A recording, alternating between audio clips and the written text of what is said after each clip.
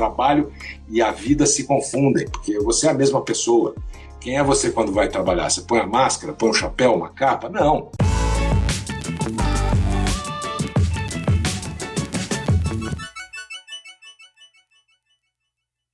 Ô, Cadu, tudo bom? Alô, tudo bem? Que bom Tudo te bem, rever assim agora. A gente só se fala por telefone, né? Agora vamos nos ver. É verdade. Tá tudo bem aqui na internet. Tá tudo bem aí por enquanto? Ó, por enquanto, tudo bem. Não quero, vou bater na madeira aqui. Você sabe que eu te falei, né? Aqui onde eu moro não tem CEP e não tem cobertura de 3G. A internet é a lenha, quer dizer, a rádio. Então, se bater um ventinho, ela dá umas flutuadas. Então, já vou pedindo aqui a compreensão dos nossos ouvintes, né? Sim. Não, e se acontecer alguma coisa, ou a gente volta, ou a gente remarca, ou a gente grava uma outra vez, tá bom? Eba, vamos lá. Ó, pessoal, Cadu Lemos, ele é um administrador de empresas, ele fez marketing, ele fez propaganda, e ele fez mais um monte de coisa que a gente vai ficar sabendo ao longo da nossa conversa, tá bom? Então, primeiramente, eu quero agradecer muito, Cadu, você ter aceitado participar aqui do nosso papo com palestrante. Nós nos conhecemos há muito tempo, eu acho que desde que eu comecei, já vai fazer 16 anos. É mole? Melhor não fazer as contas, vamos pular essa parte. Vamos pular, é isso mesmo. Olha, eu queria que você me falasse um pouquinho sobre a sua carreira profissional. Olha, eu sou um cara muito privilegiado mesmo, tenho que agradecer todos os dias, porque eu vivi muitas vidas numa só. Assim, e espero ter outras ainda nessa passagem, né? Mas foram vidas que eu poderia dividir em três grandes blocos. Perdão. Eu comecei como empreendedor, depois que eu trabalhei durante alguns anos com o meu pai no escritório de representações dele. Eu nasci em São Paulo, mas eu cresci em Brasília. Meus pais mudaram para Brasília nos anos 60 e eu cresci lá. E eu preciso sempre fazer essa ressalva agora, de uns tempos para cá, dizendo que eles nunca trabalharam no governo, eles eram comerciantes. Então, assim, já fica claro. Mas o fato é que lá eu tive muitas oportunidades de empreender. Eu tive uma loja de discos de vinil, coisas que a moçada não sabe mais o que é, né? As bolachas e tal. Eu trabalhava em rádio e eu fiz uma lojinha de discos importados e tal. Então, com 17 anos para 18 anos, eu tinha uma loja de discos.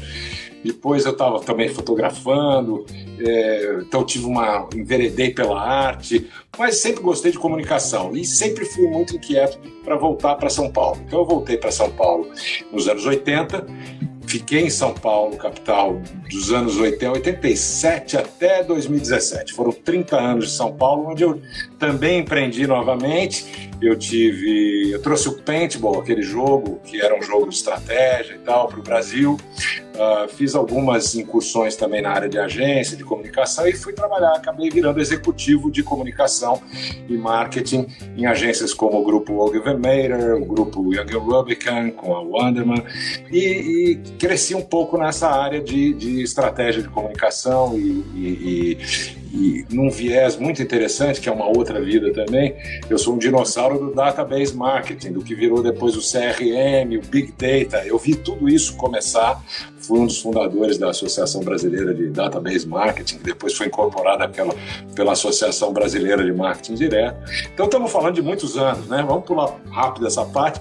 No primeiro bloco eu empreendi, o segundo bloco eu tive uma longa carreira executiva, que depois das áreas de agência eu virei cliente e fui para o Rio de Janeiro, trabalhei como diretor de marketing da área de pessoa física, varejo do Banco Nacional. Depois de passar como gerente de marketing direto, assumi a área de marketing institucional do varejo e fiquei até a fusão com o Unibanco. Fusão é uma maneira elegante de dizer o que foi aquilo, mas aprendeu-se muito. Foi a primeira grande junção de dois bancos no Brasil. Eu aprendi muito com aquilo, me serve até hoje o aprendizado, sempre como gestor de equipes. Aí tive outras passagens em outras empresas, virei sócio de uma empresa de pesquisa de mercado, que era Indicator, a gente tinha os programas de Mystery Shopping, fazer as pesquisas usando o ponto de vista do próprio cliente, que depois foi, na verdade, o embrião da minha empresa.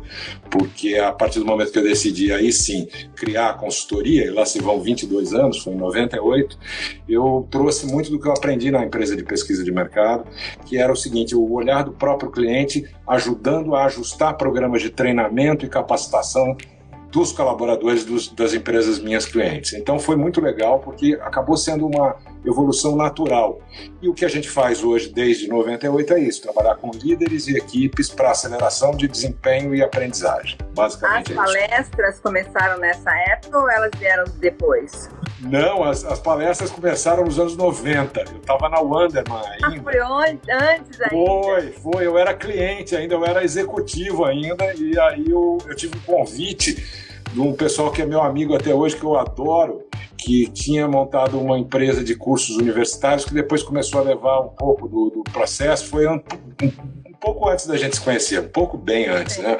Mas eles me convidaram porque eu era o cara que tinha algumas contas interessantes na Wanda, eu trabalhava com a IBM, trabalhava, enfim, eu tinha alguns contatos com a conta da Ford, era legal. Então, assim, eles me chamaram para ir lá falar. Na verdade, eles chamaram o meu chefe, o presidente da empresa. E ele falou, cara, não vou poder ir nesse dia, vai para mim. E quando eu fui, foi por acaso. Aí cheguei e fiz a palestra, os caras adoraram. E qual era o tema, você lembra? Eu lembro, claro, falei muito sobre atendimento a cliente, relações com clientes, e eu falava de um negócio que na época era uma heresia. Hoje todo mundo acha legal, mas lá naquela época eu falava que o cliente vinha em segundo lugar, que em primeiro lugar você tinha que olhar para a equipe, para o time. Como é que eu posso refletir uma coisa positiva, verdadeira para o meu cliente se eu não faço isso para a minha equipe? Quer dizer, então eu já falava que o cliente vinha em segundo lugar nos anos 90 e era uma heresia, né? Hoje todo mundo acha legal, employee engagement, employee experience, bacana. Vai falar isso lá atrás, entendeu? É verdade. E, bom, você veio vindo com todas as tendências, temas bem diferentes e hoje você está muito direcionado ao projeto Flow, tá certo? Pois é, isso aí foi uma coisa muito interessante na minha vida, que, como eu te falei, é uma evolução natural das coisas, né?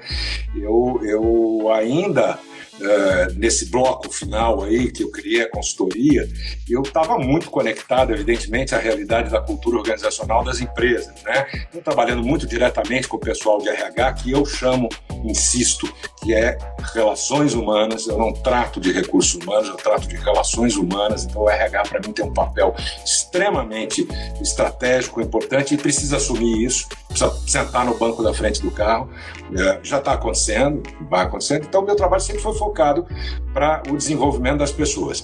E dentro desse processo, evidentemente que quando você fala de relações com clientes e olhar para a equipe em primeiro lugar antes do próprio cliente, você está falando de aprendizagem, você está falando de aumento de equilíbrio, né? De inteligência emocional, de ter ferramentas para construir autoconfiança, para se autoconhecer, né? Então esse é um processo que me acompanha desde os anos 90. Pessoalmente, inclusive, que eu fiz muitos trabalhos em mim mesmo. Vamos dizer assim que eu sou o beta mode on. Estou sempre em beta, testando coisas em mim primeiro para ver se funciona. E o flow era uma coisa que eu já tinha vivenciado, porque eu pratiquei alguns esportes diferentes na minha vida. Um deles foi canoagem, descida em corredeira e tal, quando eu tinha 18, 20 anos. E eu tive um quase acidente numa dessas descidas no rio, e eu fiquei preso embaixo do barco, numa pedra e tal. Levou um tempo para eu sair, não tinha grandes problemas, mas para mim foi um tempo super tranquilo. Eu fui lá, fiz as coisas que eu precisava sair, voltei a flutuar, e a turma, os amigos que vinham atrás estavam preocupadíssimos, porque falaram que eu fiquei um tempão lá embaixo d'água, e eu não percebi isso. E isso aliado a outras coisas, quando, por exemplo, eu lia, estava muito interessado numa leitura, ou tinha que escrever um artigo, ou montar uma apresentação, que eu não percebia o tempo passar. Chegava às 5 horas da manhã, não tinha nem ido ao banheiro, terminava a apresentação.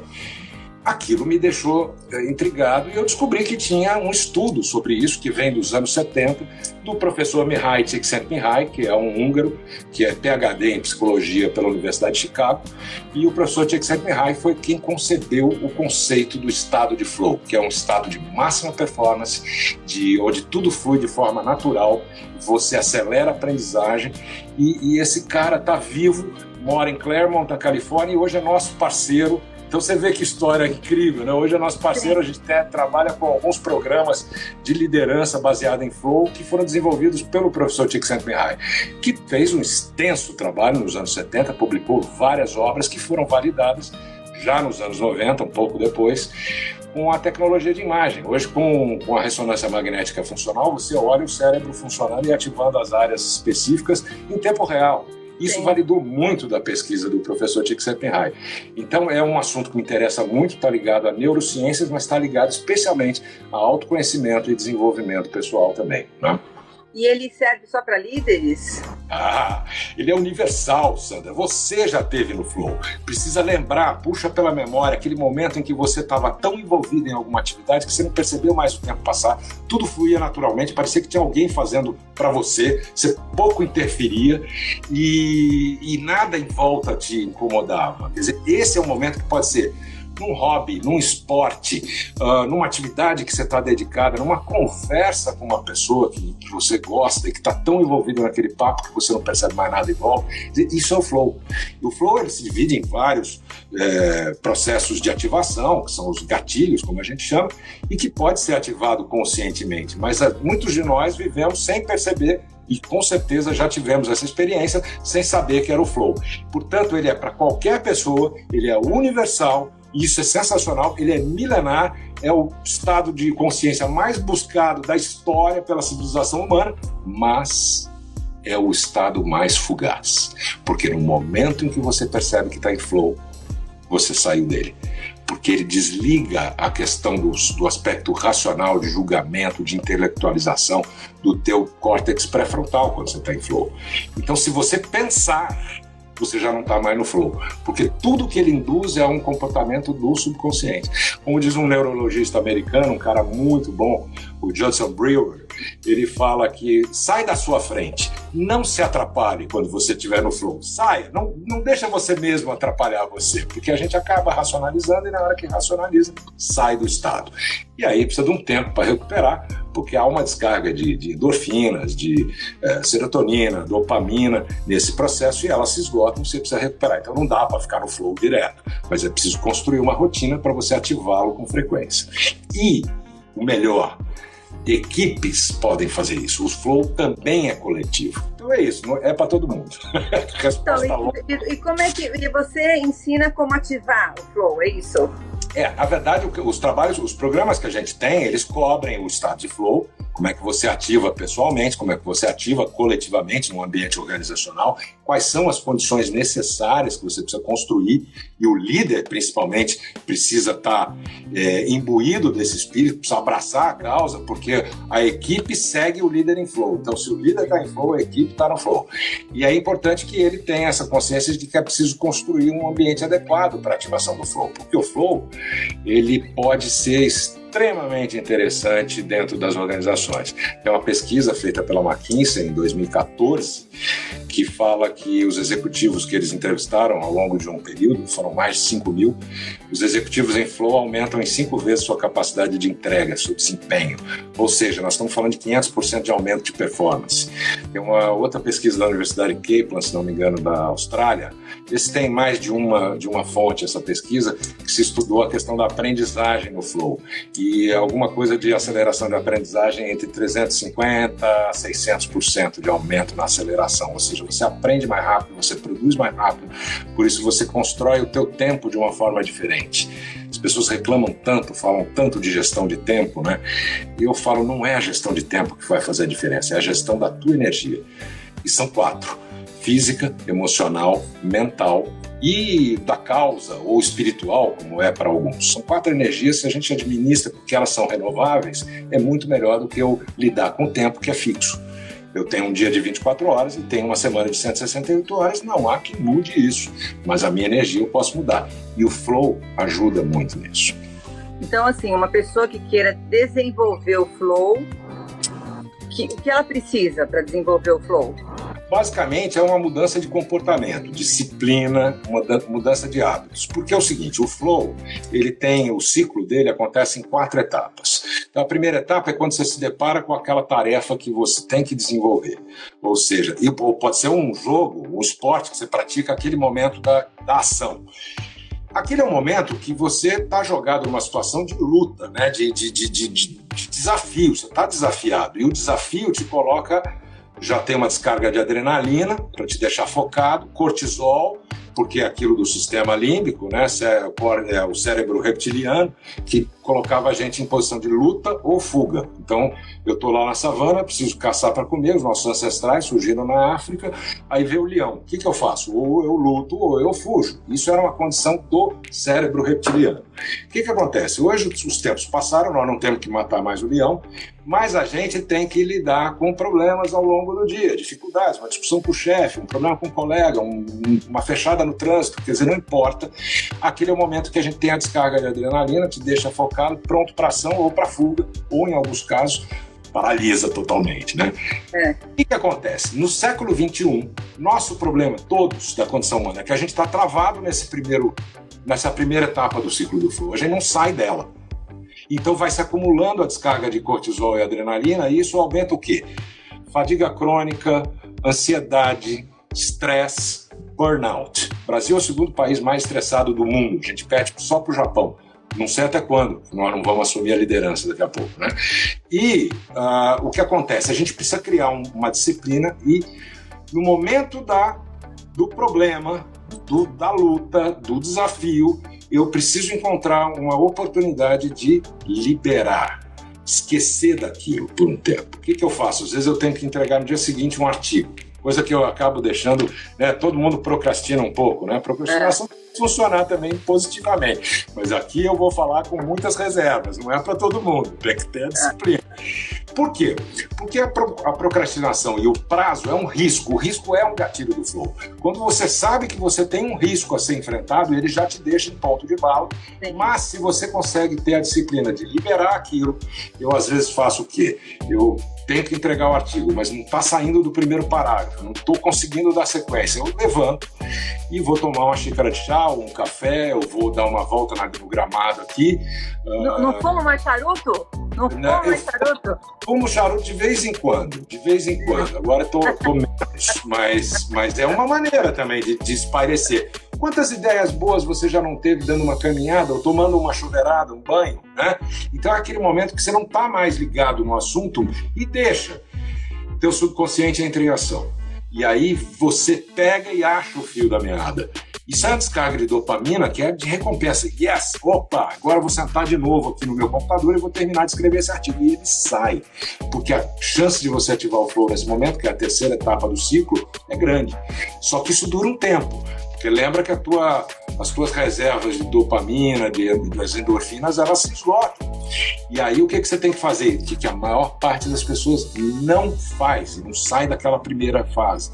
Não recupera, não recarrega, não renova a energia. As pessoas acham que o trabalho hoje é uma maratona, que tem que emendar uma reunião de Zoom na outra, uma live na outra. E aí começa às 8 da manhã, chega às 9 da noite, não lembra mais o que teve de manhã, o que era para fazer. Então é do mesmo jeito que eu falo para os clientes nas empresas. Você tem que criar uma rotina de pit stops frequentes para recarregar, porque aí você consegue voltar para o teu nível de foco e atenção e desempenhar a tua entrega. O que acontece com esses ambientes aí, layouts abertos de escritório? Você tem um monte de gente junto, é bacana, todo mundo se vê, conecta, comunica, mas toda hora você está sendo interrompido. Você está sendo interrompido e com isso, teu foco, até você reconectar o teu foco e a tua atenção, passam 20 minutos. Essa é a média. Se você está focado numa tarefa e alguém te interrompeu, uma notificação do celular, o WhatsApp, o like no Instagram, ou alguém te chamando para tomar um café, você vai levar uns 20 minutos para se reconectar. Então o que acontece? Com isso, longas jornadas de trabalho. Então, entrega atrasa, mas você tem o prazo. Então, tem que entregar. Então, vai trabalhar mais tempo. Isso vale para o home office também, para esse momento que nós estamos vivendo agora também. Se você não criar rotina de interrupções e recarregar, você não consegue fazer esse processo acontecer. Então, o que a gente ensina para as empresas é mais ou menos isso. E para as pessoas, né? Porque a gente faz trabalhos individuais, de mentorias e nessa área de apoio. E para as equipes, é exatamente criar condições para que esses gatilhos ativem o flow de uma maneira realmente consciente e que isso traga resultado. E é o grande antídoto para esse momento que a gente está vivendo hoje, né? Porque o antídoto é você ganhar tempo. É você ganhar tempo para quê? Para você mesmo. Para você ter tempo de olhar para você se recarregar, se renovar. Não pode achar que é uma maratona. São sprints, são corridas curtas. Você faz a corrida, para, renova, volta. Então o processo todo é esse. Imagina que isso é uma coisa que é o grande drama das organizações modernas. Burnout. Burnout ataca 32% da força de trabalho no mundo inteiro. Então, eu ia te perguntar justamente se existem ferramentas que ajudam esse processo. Então você já me respondeu, não é? São essas, não é? Ah, sim, são essas. Eu começo com mudança de hábitos. Disciplina, essas são as ferramentas que ajudam no processo, não é? No caso das empresas, para o Flow Coletivo, a gente também usa aquela nossa parceria com o professor Mihai Csikszentmihalyi, é uma das ações que a gente faz nesse sentido. A gente tem um jogo, é uma simulação imersiva, interativa, online, onde você acaba de assumir o cargo de CEO de uma vinícola na Califórnia. E você pega uma equipe de 8 pessoas que estão totalmente destruídas pelo teu antecessor, que era um CEO que estava focado em venda, em número, em pressão, em cobrança. E aí você vai ter que usar todos os conceitos e os fundamentos do estado de flow para levar a sua equipe para o flow e ganhar o prêmio de vinícola do ano. E você tem uma safra para fazer isso. Então o jogo é muito interessante. Para quem assistiu, por exemplo, Black Mirror, aquele episódio Bandersnatch, é um episódio que você pode interferir, escolher que ação que o protagonista toma, e aí a história tem vários finais. O jogo é a mesma coisa. É uma categoria nova de jogos, de games e simulações que chama-se Serious Games. Está muito forte na Europa, nos Estados Unidos, e a gente está trazendo isso para o Brasil agora, que é uma simulação imersiva onde você tem mais de 150 decisões para tomar e tudo isso vai alterando o tipo de resultado que o teu jogo vai ter. E no final, você ainda de quebra leva um relatório com o teu perfil de liderança no Flow e baseado na condução do jogo. Então é muito legal, a gente tem feito isso em parceria com a TEIA, Ecossistema de Aprendizagem, que é o Alexandre Santiri e o Mauro Mercadante. A gente acabou enxergando isso juntos, porque o nosso grande desafio hoje é realmente construir ambientes de aprendizagem dentro das organizações. Ambientes que sejam seguros psicologicamente. Isso é um papel do líder, isso é uma responsabilidade do líder, criar uma segurança emocional, uma segurança psicológica para as pessoas poderem construir vínculos verdadeiros. Ninguém hoje tem tempo para sentar e falar, olha, isso aqui está me incomodando, eu não estou... Não, eu vou deixar passar, porque sabe como é, né? O chefe pode achar. Quer dizer, isso se arrasta. É a questão do problema do ambiente organizacional.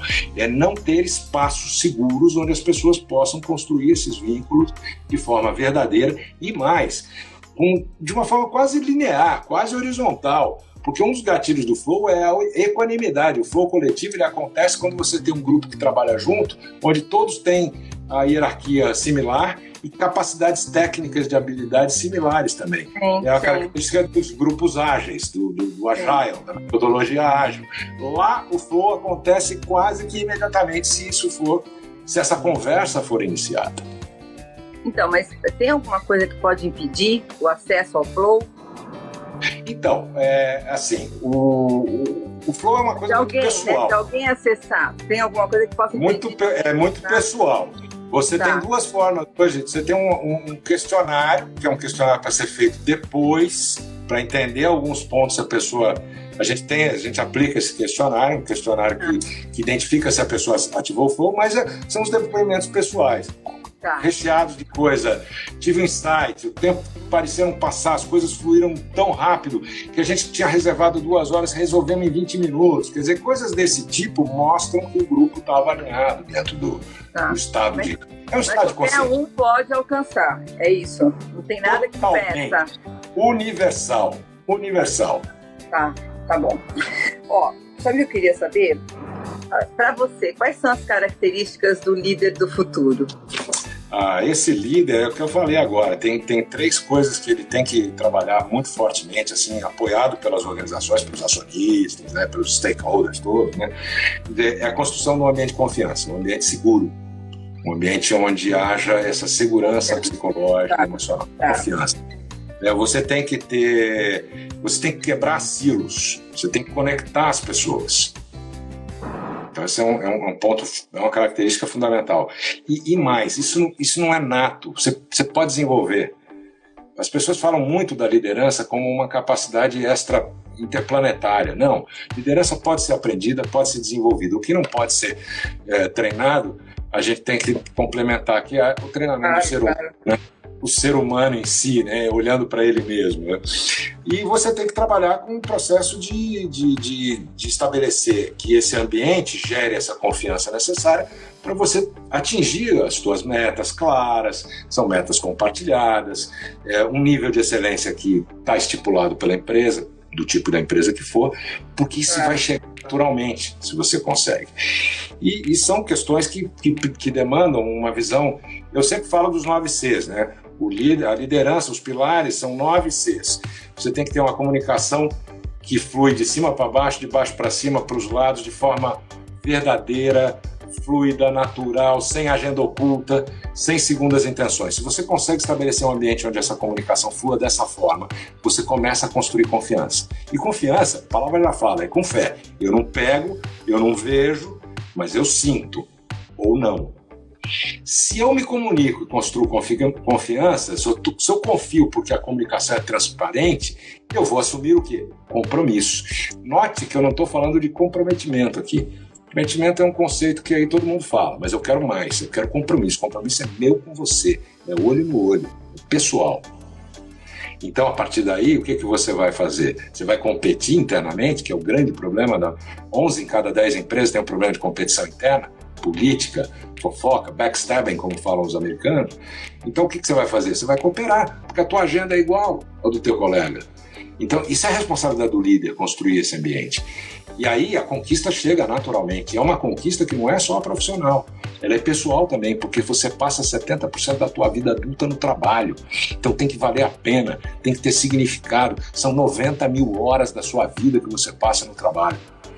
Então, conseguiu, conquistou, o que o líder tem que fazer? Promover a celebração, comemorar pequenas e grandes conquistas. Isso estreita os vínculos, isso constrói identidade, isso fortalece as relações.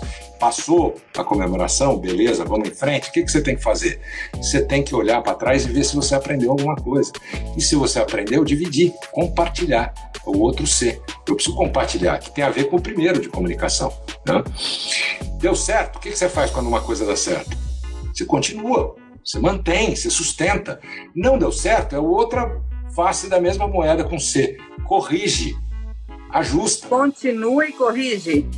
Continua, se deu certo. Não deu certo, corrige, ajusta. Aí, você rodou os 8 Cs. Tem um C, eu represento isso como uma mandala, uma roda. No eixo central, no núcleo dessa roda, tem o C principal, que é por que você faz o que você faz do jeito que você faz. Qual é a causa? Qual é a causa da empresa? Qual é a causa da tua área, do teu time? Qual é a tua bandeira? Qual é a tua causa pessoal no limite?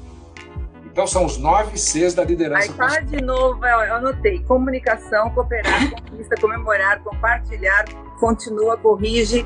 Acho que eu perdi o quê? Não, comunicação constrói confiança, gera compromisso, traz colaboração, celebração para conquista, continuidade, compartilhamento, continuidade. E no meio de tudo isso, depois eu te mando, você pode deixar disponível se o pessoal quiser usar. Eu tenho esse gráfico bem detalhadinho, a gente pode disponibilizar para a turma. E aí, o meio faz essa roda girar, se não tiver, vai ficar difícil. É a causa. Qual é a causa, claro? Eu falava disso no começo dos anos 90. Você imagina que todo mundo fala de propósito, né, de causa. É bacana. O Simon Sinek, né, com o Círculo de Ouro. Tudo isso são maneiras de representar a mesma questão. E causa, por que equipes são tão importantes? E por que o meu trabalho é focado nisso? Porque a causa não é o quê e nem por quê. A causa é com quem você faz, com quem você está. Vou pegar aqui só o carregador aqui que eu vi que tá a bateria baixa, me desculpa. Só um minuto. Agora, para fechar, tem o 10º C, que é oculto, velado. Eu não mostro isso, eu só falo nas palestras, eu chego no final da palestra e eu falo. Então eu vou falar. Não adianta nada desses 9 Cs se você não tiver o C para dar o ponto de partida, que é o C de coragem. Tem que dar o primeiro passo. É o C do salto de fé, do salto no escuro, como o Campbell tanto bem definiu na Jornada do Herói. Você tem que ter o papel do líder. O líder tem que trazer essa visão, né? Certo. Olha, eu sei que você é um estudioso da cultura organizacional. Então, eu queria que você me desse 3 características que você acha da empresa sustentável, da empresa que realmente está vendo esse futuro e tá vendo isso tudo que você falou, entendeu? Do líder e tal. Eu queria que você me falasse o que é essa Eu posso te dar uma que é a mais importante. Eu posso falar 3, posso falar 5, tem um monte de coisa. O fato é o seguinte: o futuro vai punir as certezas. Esse momento que a gente está vivendo é um momento de incertezas. Nós estamos no meio de uma tempestade. Então o futuro vai premiar a clareza e vai punir a certeza. Então o que nós temos que olhar é o seguinte: eu não posso mais imaginar a longo prazo. Eu tenho que ir ajustando à medida que as coisas vão acontecendo. Eu não posso mais ter o comportamento de ter todas as pessoas em home office, que aliás isso que a gente faz hoje não é home office, né? Isso é tentar trabalhar de casa no meio de uma crise. Um dia a gente vai chegar no home office e eu espero que naquele lugar que eu sei que está aí, porque eu pratico isso há 20 anos, que é o Anywhere Office, ou seja, o escritório em qualquer lugar, né? O trabalho em qualquer lugar, porque o trabalho e a vida se confundem, porque você é a mesma pessoa. Quem é você quando vai trabalhar? Você põe a máscara, põe um chapéu, uma capa? Não. Tem gente que faz isso, né? Mas, enfim, então a grande característica é esse cuidado com as relações de curto prazo. Eu dou mentoria para algumas pessoas, alguns executivos, e 99% deles, eu estou falando de coisa de 12 ou 13 pessoas, mais ou menos. Recentemente eu fiz um trabalho para uma das empresas e eu trabalhei bastante com alguns gestores e 99% deles estão com uma dificuldade com como é que é a relação com a equipe nesse momento remoto. E nenhum deles, engraçado isso, né? Todos têm o hábito, eles falam, não, eu faço uma reunião semanal, às vezes individual com o meu time, um por um, depois com o grupo todo. Eu falo, e aí? Você pergunta para eles como eles estão? Pergunto, então, como é que está o trabalho, como é que está indo? Eu falei, não. Eu estou perguntando o seguinte, você pergunta para eles como eles estão, de verdade. Como é que você está? O que está acontecendo? Isso foi, assim, uma descoberta. Não, quando eu fiz isso na reunião, as pessoas começaram a se abrir. Claro, as pessoas querem um espaço seguro para poder externar o quê? O que todo mundo está vivendo agora? O líder e o liderado. Medo. E só quando você encara e entende o que é o processo do medo e abre uma discussão para isso, é que você vai construir, de fato, uma organização, uma área, um time que tenha significado. Sim. Lembra, 70% da vida adulta é do trabalho, são 90 mil horas da nossa vida. Qual é o significado? Se eu não tenho esse espaço para enxergar isso, se não me dão essa possibilidade, então nós temos que trabalhar isso, esse ambiente de espaço seguro. Essa seria a única coisa que eu falaria nesse momento. Ai, Cadu, olha, eu sempre peço uma dica. Você falou várias, né? Mas eu sempre termino o nosso papo com o palestrante pedindo uma dica. para o palestrante, para as pessoas que estão nos ouvindo e para as pessoas que vão nos assistir depois. Aliás, eu peço que vocês se cadastrem aí, se inscrevam no nosso canal, Sandra Pascoal Palestras. Esse vídeo aqui vai ser editado, eu vou estar ao lado do Cadu e vocês vão poder assistir depois. Ele gravadinho, tudo bem, do jeitinho que fica lá. Então, eu queria que você me desse uma dica. Pare, pelo menos de 1 em 1 hora, pare 5, 10 minutos e não faça nada. Não faça nada. No trabalho? Mesmo no trabalho? No trabalho. Pare. Dá um tempo para você, respira, constrói, por exemplo, rituais. Eu sempre falo de rituais. Rituais são a melhor forma de você mudar hábitos, maus hábitos. Crie rituais novos. Então, essa coisa de emendar uma reunião na outra, sem parar, sem ter a possibilidade de se renovar. Eu tenho, como eu te falei, eu sou um privilegiado por 2 coisas. Eu vivi várias vidas numa só. E agora eu estou numa vida muito interessante, porque quando eu fui embora de São Paulo, eu moro no meio do mato, né? Como eu falei no começo do programa. Eu não tenho CEP, eu não tenho cobertura de 3G, eu tenho essa internet via rádio que me mantém conectado com o mundo e com os meus clientes. Mas o fato é o seguinte, eu posso sair daqui agora e pisar na terra e olhar o pôr do sol que daqui a pouco vai rolar e que lá no meu Instagram eu às vezes publico algumas fotos, porque é sensacional, a natureza te recarrega naturalmente. Aí você fala, putz, Cadu, mas eu moro em São Paulo, eu sei, eu morei 30 anos num apartamento perto da Paulista. O que eu fazia nessa época? Eu já fazia isso, eu medito há 30 anos, mas eu pegava uma foto, um filme, um documentário de natureza. O teu cérebro não distingue se você está ali ou não. Ele está registrando uma informação que acalma. A respiração, uma respiração profunda, uma inspiração e uma expiração lenta é um sinal para o teu sistema nervoso simpático que te põe em ponto de luta ou fuga, que está tudo bem, então respira.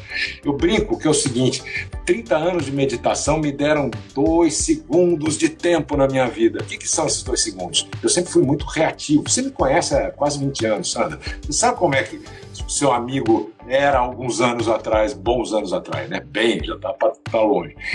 Cara muito intenso, pavio curto, né? Irritadíssimo, tinha pouca paciência. Você sabe disso. Isso eu não tenho nenhum problema em falar isso para as pessoas, né? Já diria Brené Brown a importância da vulnerabilidade, porque eu aprendi com isso. E esses anos de meditação me deram 2 segundos. 2 segundos para quê? Para poder respirar e tomar uma atitude diferente de simplesmente reagir ao problema. Sim. Você sabe que o Cristóvão Buarque está nos assistindo e ele falou que se ele fizesse 20% do que você está sugerindo, ele seria muito mais saudável e produziria mais. Professor, eu lembro do senhor, professor, estudei na UNB, que bom que o senhor está aqui, um grande abraço. Eu sou oriundo da Universidade de Brasília, onde o professor foi reitor. Aí, que bom vê-lo, que honra. Muito obrigado. Olha, querido, eu quero agradecer, muito obrigada por participar do Papo com o Palestrante e, assim, esclarecer essas coisas tão interessantes, né?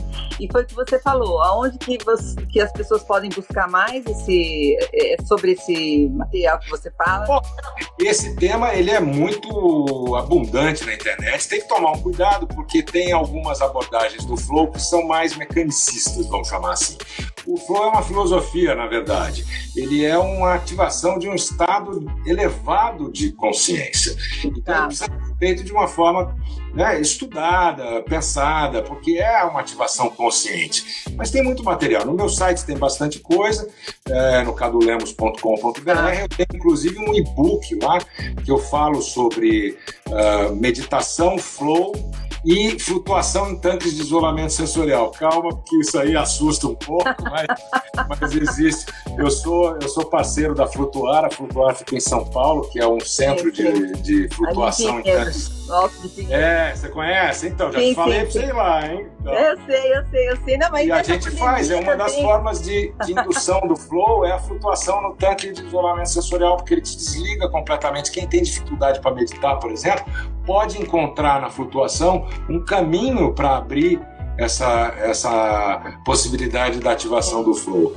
Então é assim, tem um e-book, eu posso inclusive mandar para a gente ver, quem quiser pode baixar, é um cadastro simples no site, está lá o e-book, pode me mandar e-mail, meu e-mail é muito simples, cadulemos@gmail.com, e eu queria dividir depois, eu te mando os 9 Cs da liderança consciente. Ai, manda. Pode deixar para o pessoal baixar também, e tem um documento, um outro PDF que eu vou mandar que fala do Flow também, aí fica lá para o pessoal acessar. Tá bom, querida. Ai, obrigada. Muito, muito obrigada. Foi prazerosíssimo estar com você. Eu adorei. Sou eu que agradeço. Você sabe que eu sempre sou muito grato. Eu falo isso nas palestras que a gente já fez junto e tal. Enfim, é uma oportunidade de eu exercer aquilo que eu amo, né? Que realmente é quem me dá essa oportunidade. Então, eu que sou muito grato por ter esse espaço, porque, no fundo, não é fazer o que ama que faz a diferença, é amar o que faz. Entender o impacto e a possibilidade do que aquilo está tocando, de certa forma, na vida das pessoas. Esse é o grande lance. Sim, não, e a internet não caiu. Você vê quando tudo está conspirando a favor. Não é? Querida, obrigada, viu? Fica bem, tá bom? Obrigado, Tchau. pessoal. Até breve. Tchau.